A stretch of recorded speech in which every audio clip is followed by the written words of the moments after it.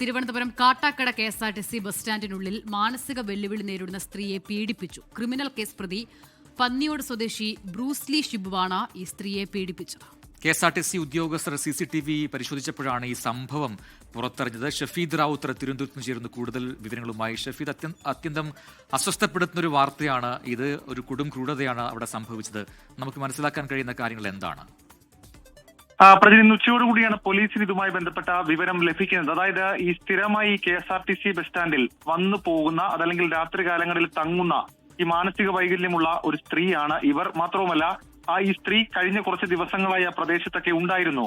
ഇന്ന് രാവിലെയാണ് ഇക്കാര്യങ്ങളിൽ ചില സംശയങ്ങൾ KSRTC ഡിപ്പോയിലെ അധികൃതർക്ക് തോന്നുകയും തുടർന്ന് ഇവർ CCTV അടക്കമുള്ള കാര്യങ്ങൾ പരിശോധിക്കുകയും ചെയ്തത്. പരിശോധിച്ചപ്പോഴാണ് ഈ KSRTC ഓഫീസിന്, പ്രധാനപ്പെട്ട സ്റ്റാൻഡിലെ ഓഫീസിനകത്ത് തൊട്ടുപുറത്തുള്ള അതിനോട് ചേർന്നുള്ള ബെഞ്ചിൽ ഇവർ രാത്രി കിടന്നുറങ്ങുകയായിരുന്നു. ഏതാണ്ട് 1 മണിക്ക് ശേഷമാണ് ഈ സംഭവം നടക്കുന്നത്.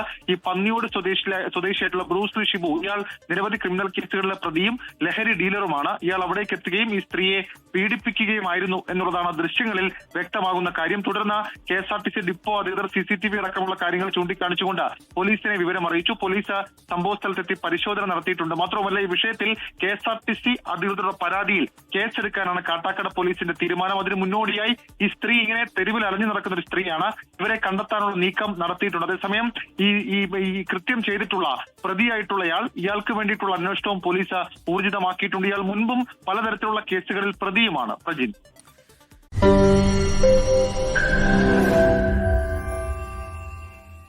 ലോകത്തെവിടെയായാലും ഏത് സമയത്തും 24 വാർത്തകളും ഓഗ്മെന്റഡ് റിയാലിറ്റി പാക്കേജുകളും എക്സ്പ്ലെയിനറുകളും വിശദമായി കാണാൻ ഞങ്ങളുടെ YouTube ചാനൽ നിങ്ങൾക്ക് സബ്സ്ക്രൈബ് ചെയ്യാം.